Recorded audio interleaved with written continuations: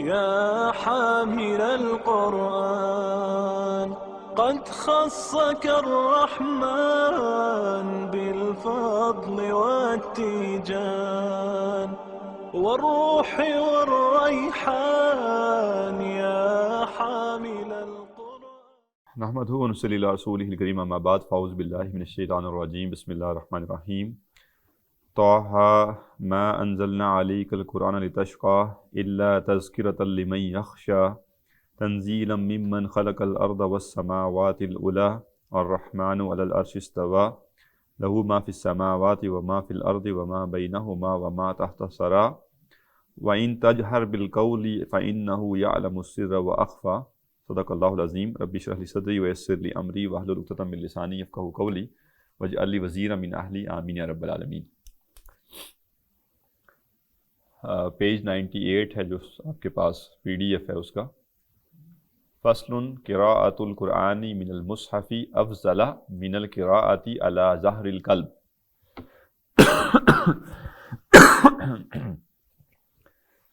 ترجمہ آپ کو انشاءاللہ بعد میں دستیاب ہو جائے گا، فی الحال عربی متن آپ دیکھ لیں.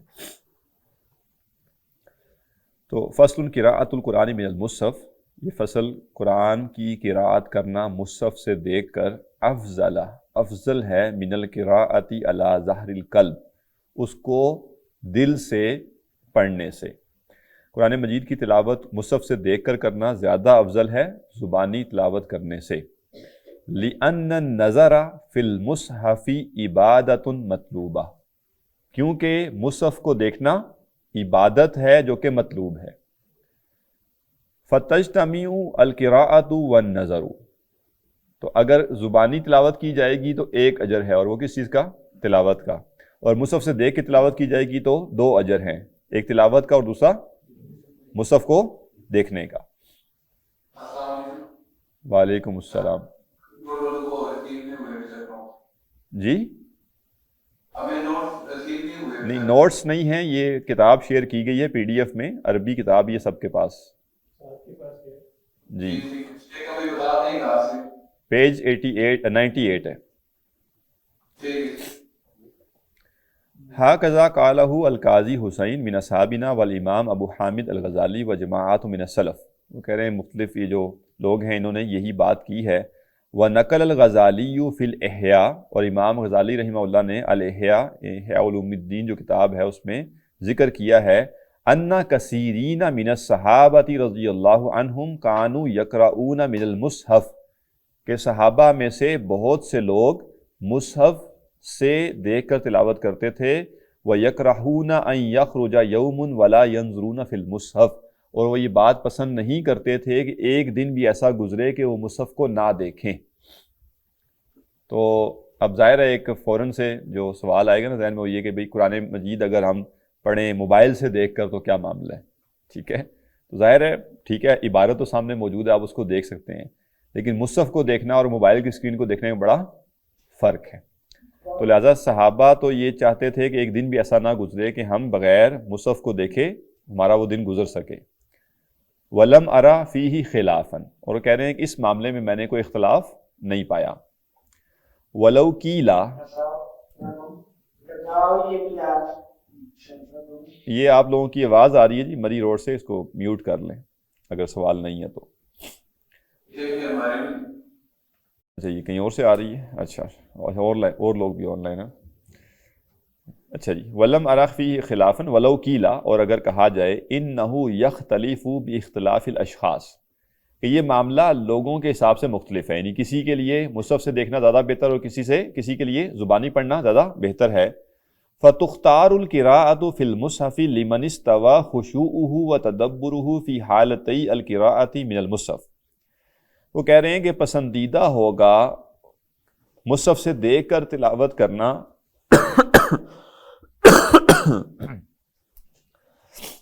اس شخص کے لیے لمن استوى خشوعه وتدبره، جس کے لیے خشوع اور تدبر حاصل کرنا برابر ہے فی حالتی قراءت کی دونوں حالتوں میں من المصحف، مصحف سے دیکھ کر، وعن ظہر القلب، اور دل سے. جس کے لیے خشوع و خضوع اختیار کرنا ایک برابر ہے، چاہے وہ مصحف سے دیکھ کر پڑھے چاہے وہ دل سے پڑھے. تو اس کے لیے کیا ہے، وہ مصحف سے دیکھ کر پڑھے۔ وَتُخْتَارُ الْقِرَاءَةُ عَنْ ظَهْرِ الْقَلْبِ، اور اس شخص کے لیے پسندیدہ ہوگا دل سے تلاوت کرنا، لِمَنْ لَمْ يَكْمُلْ بِذَلِكَ خُشُوعُهُ وَتَدَبُّرُهُ، جس کا خشوع اور تدبر اسی سے حاصل ہوتا ہے، جس کے لیے دل سے پڑھ کر زیادہ خشوع اور تدبر حاصل ہوتا ہے، وہ کیا کرے، دل سے پڑھے۔ وَيَزِيدُ عَلَى خُشُوعِهِ وَتَدَبُّرِهِ لَوْ قَرَأَ مِنَ الْمُصْحَفِ، اور زیادہ ہوتا ہے اس کا خشوع اور تدبر اگر وہ مصحف سے پڑھے، لَكَانَ هَذَا قَوْلًا حَسَنًا، تو یہ زیادہ اچھی بات ہے۔ یعنی وہ کہہ رہے ہیں کہ اصل چیز کیا ہوگی، یہ دیکھا جائے گا کہ تلاوت کرنے سے خشوع اور تدبر کیسے زیادہ حاصل ہوتا ہے۔ اگر دیکھ کے حاصل ہوتا ہے تو دیکھ کے کیا جائے گا، اور اگر دل سے پڑھنے سے حاصل ہوتا ہے تو دل سے پڑھ کر زیادہ بہتر ہوگا۔ وَالظَّاهِرُ أَنَّ كَلَامَ السَّلَفِ وَفِعْلَهُمْ مَحْمُولٌ عَلَى هَذَا التَّفْصِيلِ، وہ کہہ رہے ہیں کہ ظاہر بات یہ ہے کہ جو سلف کا کلام ہے اور ان کے جو عمل ہے وہ اس پر محمول ہے، اس بات پر محمول ہے کہ تلاوت کرنے سے زیادہ فائدہ کیسے ہو رہا ہے، دیکھ کر یا زبانی۔ فصل فی استحباب قراءۃ الجماعۃ مجتمعین، لوگوں کا مل کر اکٹھے ہو کر قرآن کی تلاوت کرنا، اس کا مستحب ہونا۔ وفضل القارئین من الجماعۃ والسامعین، اور اجتماعی طور پہ پڑھنے والے اور سننے والوں کی فضیلت۔ وبیان فضیلت من جمعہم علیہا، اور اس شخص کی فضیلت جس نے ان کو اس کام کے لیے جمع کیا۔ وحرضہم وندبہم الیہا، اور اس نے ان کو ترغیب دلائی اور ان کو جو ہے موٹیویٹ کیا اس کام کے لیے۔ اعلم، جان لو، ان قراءۃ الجماعۃ مجتمعین، کہ لوگوں کا مل کر کمبائن ہو کر قرآن کی تلاوت کرنا، مستحبۃ بالدلائل ظاہرہ، ظاہر دلائل سے، واضح دلائل سے جو ہے وہ ثابت ہے۔ تو کمبائن تلاوت کرنا وہ کہہ رہے ہیں یہ مستحب ہے، دلائل اس کے واضح ہیں۔ وافعال السلف والخلف المتظاہرہ، اور اس کے جو دلائل ہیں وہ سلف اور خلف، خلف نہیں پڑھنا اس کو، خلف، سلف اور خلف یہ دونوں پازیٹیو اصطلاحات ہیں۔ سلف کون ہے، جو شروع کے لوگ تھے، اور خلف جو ہیں وہ ان کے بعد آنے والے۔ تو جیسے ہم متقدمین اور متاخرین کی اصطلاح استعمال کرتے ہیں تو اسی طرح سلف اور خلف۔ فقد صح عن النبی صلی اللہ علیہ وسلم من روایت ابی ہریرہ رضی اللہ عنہ و ابی سعید الخدری رضی اللہ عنہ انہ قال، اللہ کے نبی صلی اللہ علیہ وسلم سے صحیح روایت سے ثابت ہے، حضرت ابو ہریرہ سے مروی، حضرت ابو سعید خدری رضی اللہ عنہ سے مروی ہے، وہ کہتے ہیں ما من قوم یذکرون اللہ الا حفت بہم الملائکہ، کہ نہیں ہیں کچھ لوگ جو ذکر کرتے ہوں اللہ کا مگر انہیں فرشتے گھیر لیتے ہیں۔ وغشیتہم الرحمہ، اور رحمت انہیں ڈھانپ لیتی ہے۔ وَنَزَلَتْ عَلَيْهِمُ السَّكِينَةُ، اور ان پر سکینت نازل ہوتی ہے۔ وَذَكَرَهُمُ اللَّهُ فِي مَنْ عِنْدَهُ، اور اللہ ان کا ذکر کرتا ہے ان میں جو اس کے پاس ہیں۔ تو اس سے وہ استدلال کیا کر رہے ہیں کہ یہ لوگ مل کر یہ کام کر رہے ہیں۔ وعن ابی ہریرہ رضی اللہ عنہ عن النبی صلی اللہ علیہ وسلم قال، حضرت ابو ہریرہ سے مروی ہے کہ اللہ کے نبی صلی اللہ علیہ وسلم نے فرمایا، مجتمع قوم فی بیت من بیوت اللہ، نہیں جمع ہوتے کچھ لوگ اللہ کے گھروں میں سے کسی گھر میں، یتلون کتاب اللہ، کہ وہ اللہ کی کتاب کو پڑھیں، ویتدارسونہ بینہم، اور آپس میں اس کو سیکھیں سکھائیں، الا نزلت علیہم السکینہ، مگر ان پر سکینت نازل ہوتی ہے۔ وغشیتہم الرحمہ، اور رحمت انہیں ڈھانپ لیتی ہے۔ وحفتہم الملائکہ، اور فرشتے انہیں گھیر لیتے ہیں۔ وذکرہم اللہ فی من عندہ، اور اللہ ان کا ذکر کرتا ہے ان میں جو اس کے پاس ہیں، یعنی فرشتے۔ یہ دو روایات ہو گئی۔ وعن معاویہ رضی اللہ عنہ ان رسول اللہ صلی اللہ علیہ وسلم خرج علی حلقۃ من اصحابہ، حضرت معاویہ سے مروی ہے کہ اللہ کے رسول صلی اللہ علیہ وسلم ایک دن صحابہ کے ایک حلقے کے پاس سے گزرے یا وہاں سے نکلے۔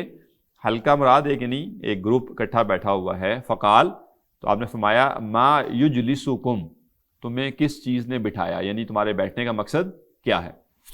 قالوا، انہوں نے کہا، جلسنا نذکر اللہ تعالی، ہم اللہ کا ذکر کرنے بیٹھے ہیں، ونحمدہ، اور ہم اس کی، ونحمدہ لما ہدانا للاسلام، اور ہم اس کی حمد کر رہے ہیں اس پر جو اس نے ہمیں اسلام کی ہدایت دی۔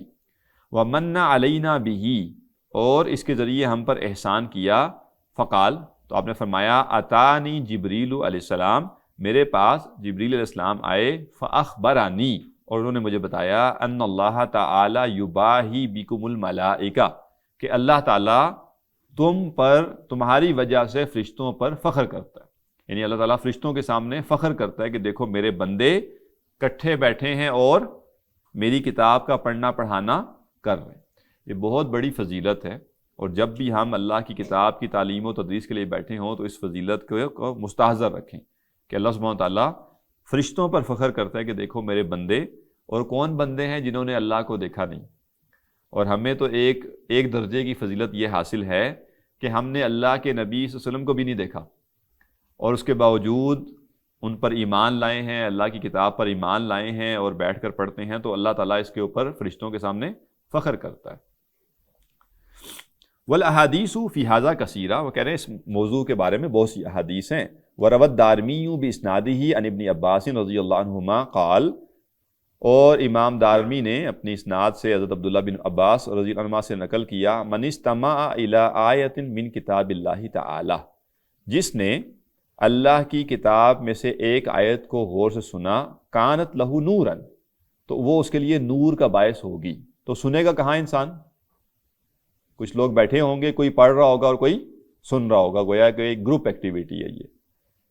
وروا ابن ابی داؤد نے روایت کیا، ان ابا الدرداء رضی اللہ عنہ کان یدرس القرآن مع نفر یقرؤون جمیعا، کہ حضرت ابو الدرداء جو ہیں وہ قرآن پڑھایا کرتے تھے کچھ لوگوں کو، اور وہ سب اکٹھے پڑھتے تھے، یعنی جیسے آپ پڑھا رہے ہیں اور سب آگے سے اکٹھے اس کو دہرا رہے ہیں۔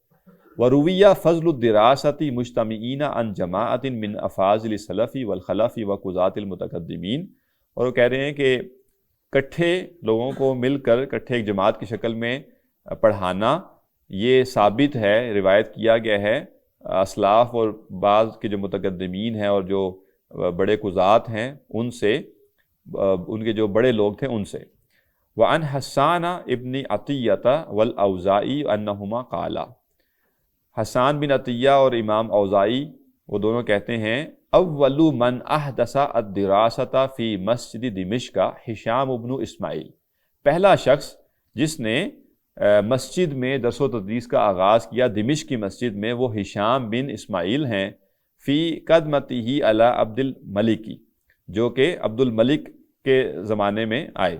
وَأَمَّا مَا رَوَى ابن ابی داؤد عن ضحاک ابن عبد الرحمن ابن ازرب انہو انکر ھذہ الدراسہ، اور ابن ابی داؤد جو ہیں انہوں نے ضحاک بن عبد الرحمن بن ازرب سے روایت کیا کہ انہوں نے اس درس و تدریس کو پسند نہیں کیا۔ تو یہ دیکھیں ہمارے جو اسلاف ہیں یا ایک علمی جو انداز ہے نا، وہ یہ ہوتا ہے کہ دونوں پہلو سامنے رکھے جائیں۔ جس چیز کو وہ ترجیح دے رہے ہیں امام نووی، خالی اس کو ذکر نہیں کر رہے، اگر کچھ لوگوں کی آراء اس کے خلاف ہیں تو وہ بھی ذکر کریں گے۔ تو یہ یعنی علمی انداز یہی ہوتا ہے کہ آپ آراء ساری نقل کر کے اپنی ترجیح بتا دیتے ہیں کہ ہمارے نزدیک یہ چیز راجح ہے۔ لیکن ایک طریقہ جو آج کل رائج ہوتا ہے وہ کیا ہوتا ہے کہ اپنی رائے ہی بیان کی جائے اور اگلے کو لگے کہ رائے ہی یہ ہے اور اس سے ہٹ کے جتنی آراء ہیں وہ ہیں ہی نہیں، وہ ایگزسٹ ہی نہیں کرتی، ایسا نہیں۔ تو اب وہ کہہ رہے ہیں کہ ضحاک جو ہیں، امام ضحاک، انہوں نے اس چیز کو پسند نہیں کیا، یہ جو درس و تدریس کا معاملہ تھا اس کو پسند نہیں کیا۔ وقال، اور کہا، ما رأیت ولا سمعت، کہ میں نے نہیں دیکھا اور نہیں میں نے سنا، وقد ادرکت اصحاب رسول اللہ صلی اللہ علیہ وسلم، جبکہ میں نے اللہ کے رسول صلی اللہ علیہ وسلم کے صحابہ کو پایا ہے، یعنی ان سے میں ملا ہوں، یعنی ما رأیت احدا فعلھا، کہ میں نے ان میں سے کسی کو یہ کرتے نہیں دیکھا۔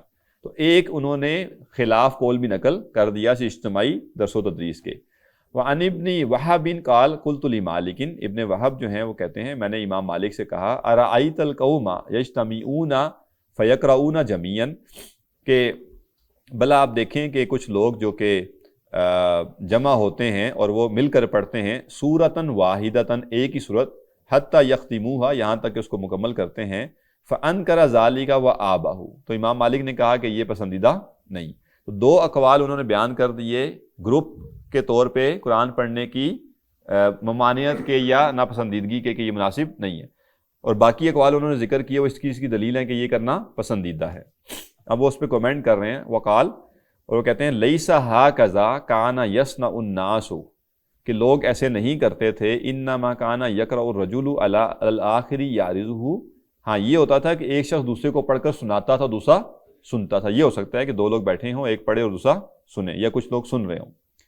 فہذا الانکار، امام نووی کہتے ہیں یہ جو دو آراء ہیں جو انکار پر مبنی ہیں، مخالف لما علیہ السلف والخلف، یہ اس رائے کے مخالف ہیں جو رائے سلف اور خلف کی ہے۔ یعنی وہ کہہ رہے ہیں دو آرا مخالف ہیں اور جو حق میں ہیں وہ کیا ہیں؟ وہ سلف کی بھی ہیں اور خلف کی بھی ہیں. یعنی کئی سو سال، اب امام نووی تو 7ویں صدی ہجری کے نا، تو وہ سلف اور خلف جو مراد لے رہے ہیں وہ اپنے زمانے کے مطابق لے رہے ہیں.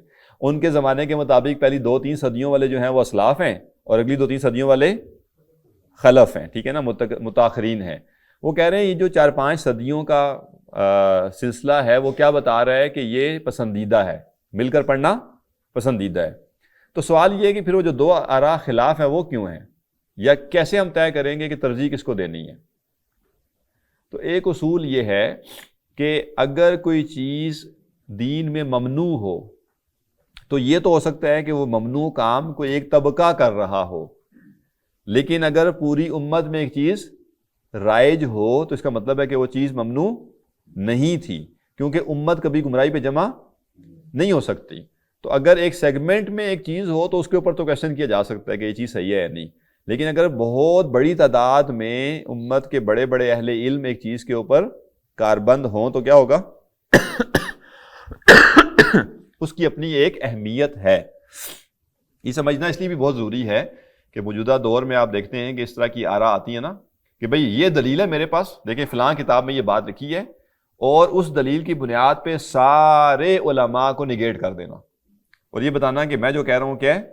صحیح. یہ بھی گمراہی کی بنیاد ہے. جیسے کچھ شخصیات اس وقت مشہور ہیں تو وہ کیا کرتی ہیں، وہ کہتی ہیں کہ بھئی دلیل، ہم تو بات کریں گے کس سے؟ دلیل سے، اور دلیل کی بنیاد پہ وہ پوری امت کی نفی کر دیتے ہیں. 14 صدیاں پوری امت کا جو عمل تھا اس کو وہ کراس کر دیتے ہیں اپنی ایک دلیل کی بنیاد پہ. تو یہ اصول ہمارا نہیں ہے، اہل سنہ والجماعہ کا یہ اصول نہیں.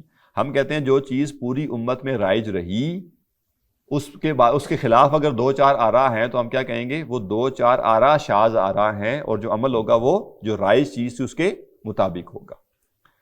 سر ایک سوال آتا ہے ذہن میں، ہمارے یہاں 2 قسم کے رواج چل رہے ہیں. ایک ہے ناظرہ قرآن پڑھنا اکٹھے ہو کے، ختم قرآن کی شاید روایت وہیں سے چلی ہے. دوسرا ہے درس و تدریس کے لیے درس قرآن دینا اکٹھے ہو کے کرنا. تو یہ طے ہو گیا ہے کہ یہاں تدریس مراد ہے، نہیں، ناظرہ مراد نہیں ہے. نہیں، یہاں مراد جو ہے نا وہ قرآن کی تلاوت ہے. درس و تدریس پہ تو کسی کا اختلاف نہیں ہے، وہ تو ظاہر اکیلے ہو ہی نہیں سکتی نا. ان تلاوت تو ایک ایسا عمل ہے جو اکیلا ہی عمل ہے، اس اکیلے کو جمع کر کے کر سکتے ہیں کہ نہیں، یہ ایک سوال ہے. درس و تدریس تو ہمیشہ کچھ لوگ ہوں گے تو ان کو کوئی پڑھائے گا، تو اس پہ تو کبھی کسی کا اختلاف نہیں. اور ظاہر ہے وہ اللہ کے رسول نے صحابہ کو تعلیم دی ہے مسجد میں بیٹھ کر، تو اس پہ تو کوئی اعتراض کر بھی نہیں سکتا نا. اصل اعتراض جو اگر 2 لوگوں کا آیا وہ اس پہ آیا کہ جمع ہو کر لوگ تلاوت کر رہے ہیں، یعنی اجتماعی طور پہ تلاوت کر رہے ہیں. تو وہ کہہ رہے ہیں فہذا الانکار مخالف لما علیہ سلف والخلف، یہ جو انکار ہے یہ اس کے مخالف ہے جس کے اوپر سلف اور خلف کا عمل ہے. ولما یقتضیہ الدلیل فہو متروک، تو وہ کہہ رہے ہیں جس کے لیے دلیل کا تقاضا ہے تو یہ متروک ہے. والاعتماد علی ما تقدم من استحبابھا، اور جو اعتماد ہے وہ اس رائے پر ہے جو پہلے ہم استحباب ذکر کر چکے ہیں، اس کا مستحب ہونا جو ہے وہ رائے راجح ہے. لیکن للقراءۃ فی حال الاجتماع شروط قدمناها، لیکن وہ کہہ رہے ہیں کہ جمع ہو کر اگر قراءت کرنی ہے تو کیا ہے؟ اس کی کچھ شروط ہیں. لیکن اگر اجتماعی طور پہ مل کر سب نے قراءت کرنی ہے تو اس کی کچھ شروط ہیں جو ہم نے پیچھے ذکر کی. ینبغی ان یؤتنا بها، اور ان کا خیال رکھنا بڑا ضروری ہے. واللہ اعلم. وَأَمَّا فَضِيلَةُ مَن يَجْمَعُهُمْ الْقِرَاءَ، اور وہ کہہ رہے ہیں جہاں تک اس شخص کی فضیلت ہے جو سب کو جمع کرے، ٹھیک ہے، جو سب کو جمع کرے قرات پر، اس کی فضیلت. فَفِيهَا نُصُوصٌ كَثِيرَةٌ، اس کے بارے میں بہت سی نصوص ہیں. كَقَوْلِهِ صلی اللہ علیہ وسلم، جیسے اللہ کے نبی صلی اللہ علیہ وسلم نے فرمایا الدال علی الخیر کفاعلہ، نیکی کی طرف، خیر کی طرف رہنمائی کرنے والا ایسے ہے جیسے وہ کرنے والا خود ہے. آپ نے کسی کو نیکی کی طرف بلایا تو جیسے وہ نیکی کرنے والے کا معاملہ ہے ویسے آپ کا ہے. آپ نے کسی کو 1 سالہ کورس کی دعوت دی، اس نے کورس کر لیا تو گویا وہ جو کورس کرنے کا اس کا اجر تھا وہ آپ کو بھی ہو گیا. آپ نے کسی کو کوئی بھی دینی کام جو ہے اس کام پہ لگا دیا، اس کو دعوت دی، تو وہ عمل کرنے کا جو اجر ہے وہ آپ کو بھی ملے گا. وقولہ صلی اللہ علیہ وسلم، اور آپ نے فرمایا لَأَن يَهْدِيَ اللَّهُ بِكَ رَجُلًا وَاحِدًا، حضرت علی سے آپ نے فرمایا کہ علی، اگر اللہ تعالیٰ آپ کے ذریعے ایک شخص کو ہدایت دے دے، خیر، یہ آپ کے لیے بہتر ہے، خیر لک من حمر النعام، سرخ اونٹوں سے، جو بہترین اونٹ تھے اس زمانے کے سرخ اونٹ، تو کہا ان سے یہ بہتر ہے۔ والاحادیث فیہ کثیرہ، اور اس بارے میں وہ کہنے بہت سی احادیث ہیں۔ وقد قال اللہ تعالیٰ، تعالیٰ نے فرمایا اعوذ باللہ من الشیطان الرجیم، وتعاونوا علی البر والتقوی، نیکی اور تقوی کے کام پہ تعاون کرو۔ ولا شک فی عظم اجر الساعی فی ذالک، کو کہہ رہے ہیں کوئی شک نہیں ہے کہ اس جو کوشش کرنے والا ہے اس کا جو اجر ہے اس میں کوئی شک نہیں۔ تو امام نووی کیا کہہ رہے ہیں کہ نہ صرف یہ کہ اجتماعی طور پہ قرآن کی تلاوت کرنا مستحب ہے، بلکہ جو شخص لوگوں کو جمع کرے گا اس کی بھی خاص فضیلت ہے۔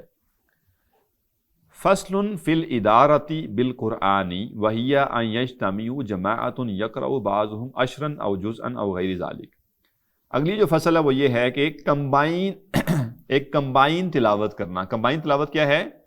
کہ لوگ جمع ہوں قرآن کی تلاوت کے لیے، اور ان میں سے کوئی 10 پارے پڑھے، یا کوئی 1 پارہ پڑھے، یا کچھ حصہ پڑھے، ثم یسکتو، پھر وہ رک جائے، وَيَقْرَأُ الْآخَرُ، اور دوسرا شخص شروع کرے، من حیث انتہا الاول، جہاں سے پہلے نے ختم کیا تھا، ثم یقرأ الآخر، پھر تیسرا شخص پڑھ لے، وَهَذَا جَائِزٌ حسن، وہ کہہ رہے ہیں یہ بھی کیا ہے؟ جائز ہے اور حسن ہے۔ یعنی یہ صورت بیان کر رہے ہیں کہ کچھ لوگ جمع ہوئے، ایک بندے نے 2 پارے پڑھے، تیسرا پارہ اگلے بندے نے شروع کر دیا، اور اس نے 2 یا 3 پارے پڑھے، پھر ایک اور بندے نے کر دیا، اور مل کر سب نے کیا کیا؟ ایک قرآن مکمل کیا۔ تو وہ کہہ رہے ہیں یہ بھی کیا ہے؟ جائز۔ ٹھیک ہے جی، پریشان ہو رہے ہیں آپ لوگ، امام نووی کہہ رہے ہیں جائز، ٹھیک ہے نا، میں نہیں کہہ رہا جی۔ ہاں البتہ اس میں جو پسندیدہ بات ہوگی نا وہ یہ ہوگی کہ سورت پڑھی جائے، کوشش کی جائے کہ سورت پڑھی جائے، یعنی پاروں کی جگہ سورتوں کی تقسیم ہو تو وہ ٹھیک ہے، کیونکہ اب جیسے پہلا پارہ ختم ہوا یا دوسرا پارہ ختم ہوا، ابھی مضمون چل رہا ہے، ٹھیک ہے نا، آدھا حصہ ایک نے پڑھ لیا، آدھا دوسرے نے پڑھ لیا، اس سے بہتر ہے کہ پوری سورت ہو اور پھر ٹھیک ہے۔ وقت سئل مالک رحمہ اللہ تعالی عنہ فقال لا بأس فی، امام مالک سے اس کے بارے میں پوچھا گیا تو انہوں نے کہا اس میں کوئی حرج نہیں۔ تو کچھ چیزیں نا ذرا ہمارے کیا اسے کہتے ہیں، ہماری طبیعت بہتر کرنے کے لیے بھی ہوتی ہیں، ٹھیک ہے نا، تو بہت خاص قسم کا ایک وہ جو ہے نا سختی لوگوں کے اندر آ جاتی ہے نا، تو اس کی بھی ضرورت نہیں۔ پتہ ہونا چاہیے کہ بھئی یہ قرآن کی تلاوت کے بارے میں یا جمع ہو کے کرنے کے بارے میں اسلاف میں بھی آرا موجود ہے۔ مسئلہ کیا ہے؟ اس کی خاص شکل جو پیدا ہوگی نا ہمارے ہاں، ایک خاص نوعیت پیدا ہو گئی، اس کو پسند نہیں کیا گیا۔ ادروائز لوگ جمع ہوں اور اللہ کا کلام پڑھنا چاہیں تو اس میں مسئلہ نہیں۔ مسئلہ یہ ہے کہ اس کو، یعنی 2 چیزیں الگ ہیں۔ ابھی تک ہم جو بات پڑھ رہے ہیں وہ ایصال ثواب نہیں ہے، ٹھیک ہے، ایصال ثواب نہیں۔ ایصال ثواب یہ ہے کہ لوگ قرآن پڑھ کر ثواب کسی اور کو دیں، کسی اور کو ٹرانسفر کر رہے ہیں اس کا ثواب نا، یہ ہے ایصال ثواب۔ اور ایک ہے اجتماعی تلاوت۔ تو یہاں جن لوگوں کی بات ہو رہی ہے وہ کسی اور کے لیے نہیں پڑھ رہے، وہ خود پڑھ رہے ہیں۔ اور دیکھیں ہوا اصل میں کیا ہے، اب جیسے میں پہلے بھی کئی دفعہ عرض کر چکا ہوں نا کہ ہماری جو تہذیب تھی اس کی بنیاد روحانیت پہ تھی، ٹھیک ہے، اللہ سے تعلق پہ تھی۔ تو ہمارے ہاں جو ورائٹی آئی وہ کہاں آئی؟ روحانیت۔ یعنی لوگوں نے قرآن کو کیسے کیسے پڑھا جا سکتا ہے، اس کو کیسے پڑھنا افضل ہے، اس کی کیا صورتیں ہو سکتی ہیں، اس پہ فوکس کیا، اور جدید دنیا نے اس پہ فوکس کیا کہ پیزے کے فلیور کتنے ہو سکتے ہیں، ٹھیک ہے۔ تو اب ظاہر ہے جب لوگوں کا قرآن کے ساتھ ایک تعلق تھا تو یہ بات بھی سامنے آئی کہ بھئی ہم کیوں نہ اس طرح کریں کہ مل کر بیٹھیں اور سب مل کر ایک قرآن پورا پڑھ لیں۔ تو اہل علم نے کہا کہ کوئی مسئلہ نہیں ہے، کیونکہ مقصد کیا ہے؟ قرآن کی تلاوت، قرآن کا پڑھنا۔ فصل فی رفع الصوت بالقراءۃ، یہ بڑی اہم فصل آ رہی ہے اب، بلند آواز میں قرآن کی تلاوت کرنے کی کی فصل۔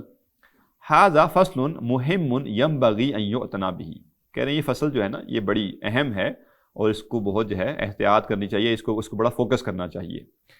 اعلم انہ جاءت احادیث کثیرۃ فی الصحیح وغیرہ، جان لو کہ صحیح احادیث جو ہیں، یعنی صحیح کتابیں جو ہیں نا، جن کتابوں کے اندر صحیح احادیث ہوتی ہیں ان میں بہت سی احادیث آئی ہیں، اور صحیح کتابوں کے علاوہ یعنی صحیح بخاری اور صحیح مسلم کے علاوہ اور کتابوں میں بھی دالتن، جو دلیل ہیں، علی استحباب رفع الصوت بالقراءۃ، کہ قرآن کی تلاوت کو بلند آواز میں کیا جائے۔ اب یہ جو فصل ہے اس میں اس پہ دیکھا جائے گا کہ قرآن کی تلاوت بلند آواز میں کرنا مستحب ہے یا دل میں کرنا مستحب ہے۔ تو امام نووی جو ذکر کریں گے آگے، اس سے پہلے ایک ٹوٹکا کہہ لیجئے، ایک پریکٹیکل چیز میں آپ کے ساتھ شیئر کروں۔ اکثر لوگ جو تجوید پہ بہت زور لگاتے ہیں کہ تجوید بہتر ہو جائے، اور ان کو لگتا ہے کہ نہیں ہو پا رہی، ٹھیک ہے نا، تجوید کے کورس بھی کر لیے، قواعد بھی پڑھ لیے، مخارج بھی رٹا لگا لیا، لیکن تلاوت بہتر نہیں ہو رہی. تو ایک چیز وہ دیکھ لیں کہ کیا وہ تلاوت جو عام معمول میں تلاوت کرتے ہیں وہ دل میں تو نہیں کرتے. تو اگر ان کا عام معمول یہ کہ وہ تلاوت دل میں کرتے ہیں تو کیا ہوگا؟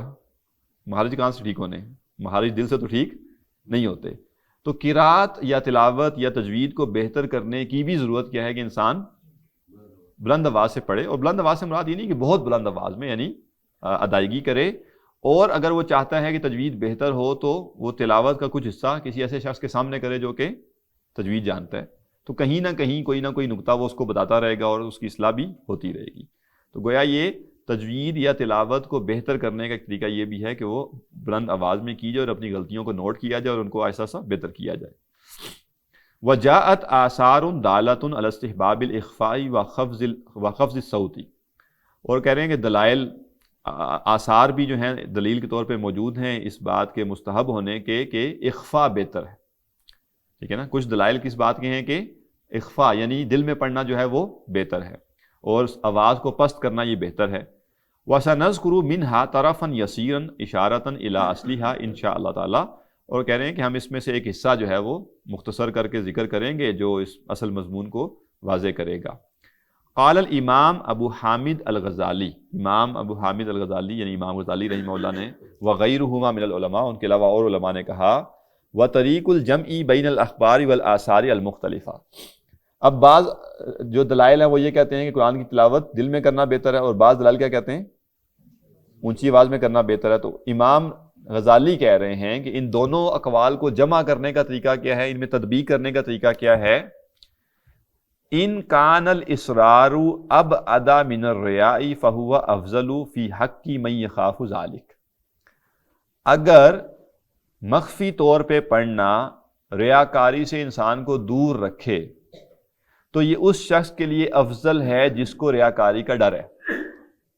ٹھیک ہے جی، ایک شخص ہے مثلا کسی ایک کمرے میں ایک شخص بیٹھا ہوا ہے، اس کمرے میں کوئی بھی نہیں جا رہا اس کو دیکھنے کے لیے کہ وہ کیا کر رہا ہے، لیکن اگر وہ تلاوت بلند آواز میں کرے گا تو اس کو پتہ ہے کہ اور لوگوں کو یہ پتہ چل جائے گا کہ میں تلاوت کر رہا ہوں. اب وہ کہہ رہے ہیں کنسیڈر یہ کیا جائے گا کہ اس کو ریاکاری کا اندیشہ ہے یا نہیں. اگر اس کو یہ اندیشہ ہے کہ کسی کو پتہ چلا کہ میں تلاوت کر رہا ہوں تو وہ کہے گا جی سبحان اللہ کتنا نیک آدمی ہے، دیکھیں نا بیٹھا ہوا تلاوت کر رہے ہیں، اور ولی اللہ آدمی ہے اکیلا بیٹھا ہوا تلاوت کر رہا ہے. تو اگر اس کو یہ ڈر ہے ریاکاری کا تو وہ کیا کرے؟ آہستہ پڑھے، پھر کسی کو نہ پتہ چلے، یہ بہتر ہے. فَإِن لَمْ يَخْفَى الرِّيَاءُ، اگر اسے ریاکاری کا خوف نہیں ہے، بالجہری بلند آواز میں پڑھنے سے، ورفع الصوت اور آواز بلند کرنے سے، فالجہر ورفع الصوت افضل، پھر بلند آواز میں پڑھنا زیادہ افضل ہے. لِأَنَّ الْعَمَلَ فِيهِ اکثر، کیونکہ اس میں جو عمل ہے وہ زیادہ ہے. کیا زیادہ ہے؟ قرآن بھی پڑھ رہا ہے اور ساتھ میں اپنی انرجی بھی زیادہ کنزیوم کر رہا ہے. ٹھیک ہے، اچھا مزید کیا ہے؟ وَلِأَنَّ فَائِدَتَهُ تَتَعَدَّى إِلَىٰ غَيْرِهِ، اور اس کا جو فائدہ ہے وہ متعدی ہے. لازم اور متعدی پڑھا نا عربی گرامر میں، یاد بھی ہے؟ ہاں، یہ بڑی عجیب سی ڈیفینیشن ہے اس کی، ویسے جو ہے نا پتہ نہیں عربی دانوں نے رکھ دی ہے کہ لازم وہ ہوتا ہے اس کا مفعول نہیں ہوتا. اصل بات کیا ہے؟ متعدی کہتے ہیں، ہم کہتے ہیں نا جی متعدد لوگ آئے، متعدد کا مطلب کیا ہے؟ ایک سے زیادہ آئے. ٹھیک ہے نا، ایک سے زیادہ آئے نا. اور تعدد ازواج کا مطلب کیا ہے؟ ایک سے زیادہ بیویاں ہونا. تو تعدد یا متعدی جو ہے اس کو کہتے ہیں ملٹیپل کو. تو متعدی وہ چیز ہوتی ہے جس کا اثر ایک تک محدود نہ رہے. اسی لیے جو بیماری ہوتی ہے، متعدی بیماری بھی ہوتی ہے نا، وہ کون سی ہے؟ جو ایک سے دوسرے کو لگ جاتی ہے. ٹھیک ہے نا. اور لازم کہتے ہیں، لازمہ کہتے ہیں چمٹنے کو، کسی چیز کا چمٹ جانا. اور لازم کا مطلب ہوتا ہے وہ چیز جو ایک بندے کے اوپر ہی اس کا اثر ہو. واضح؟ متعدی جس کا ایفیکٹ ایک سے زیادہ لوگوں پر ہے، اور لازم جس کا ایفیکٹ اس کے اپنی ذات تک ہے، اس سے آگے اس کا ایفیکٹ نہیں بڑھ رہا نا. تو عربی میں ہم کیا کہتے ہیں کہ بیٹھنا یہ کیا ہے؟ لازم ہے، کیونکہ جو بیٹھا ہے وہی بیٹھا ہے، عمل ایک بندے تک محدود ہے. بٹھانا یہ متعدی ہے کہ بیٹھنے والا کوئی اور ہے اور بٹھانے والا کوئی اور ہے. تو بیٹھنے کا عمل دو لوگوں کے ساتھ جڑا ہوا ہے، ایک بیٹھ رہا ہے اور دوسرا بٹھا رہا ہے. ٹھیک ہے, تو یہاں پہ بھی وہ کہہ رہے ہیں کہ لِأَنَّ فَائِدَتَهُ, بلند آواز سے تلاوت کرنے کا جو فائدہ ہے, تَتَعَدَّى إِلَىٰ غَيْرِهِ, وہ اس بندے تلاوت کرنے والے سے کیا ہے, آگے دوسروں تک بھی بڑھ رہا ہے. وَالنَّفْعُ الْمُتَعَدِّي, اور جو متعدی نفع ہے, افضل من اللازم, وہ لازم سے بہتر ہے, افضل ہے. یعنی ایک شخص خود تلاوت کر رہا ہے تو اس کی جو سارا روحانیت ہے وہ اسے حاصل ہو رہی ہے, اور ایک شخص بلند آواز سے تلاوت کر رہا ہے تو اس کی روحانیت جو ہے وہ دوسروں کو بھی حاصل ہو رہی ہے, یا اس ماحول میں بھی وہ حاصل ہو رہی ہے. اور دیکھیے انسان تو ہے ہی ہے, فرشتے بھی ہیں نا, یہ نا ہمیں تو نہیں پتا, جیسے اس وقت بھی اس مجلس میں کتنے فرشتے بیٹھے ہوں ہمیں معلوم نہیں ہے, اور یہ معلوم ہے کہ بیٹھے ہیں دو کدھر بھائی, ساروں کا کمبائن تھوڑا ہی ہے, ہر ایک کے ساتھ 2 ہیں نا, ٹھیک ہے نا, تو ہر ایک کے ساتھ 2 ہیں. اور ویسے اس مجلس میں فرشتے بیٹھے ہیں, اس پر ہمیں 100% یقین ہونا چاہیے ان 2 کے علاوہ.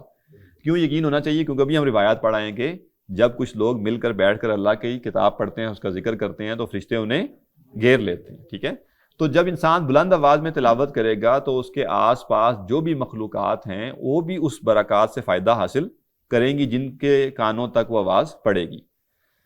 تو وہ کہہ رہے ہیں کہ جو بلند آواز سے تلاوت ہے, اگر ریاکاری کا ڈر نہیں ہے تو وہ افضل ہے, کیونکہ اس سے فائدہ زیادہ ہو رہا ہے. وَلِأَنَّهُ يُوقِظُ قَلْبَ الْقَارِئِ, اور یہ قاری کے دل کو بیدار کرنے والی بھی ہے. جب ہم بلند آواز سے پڑھ رہے ہوتے ہیں تو وہ آواز واپس ہمارے کانوں میں بھی جا رہی ہوتی ہے نا, ہمارے اندر بھی وہ جا رہی ہوتی ہے.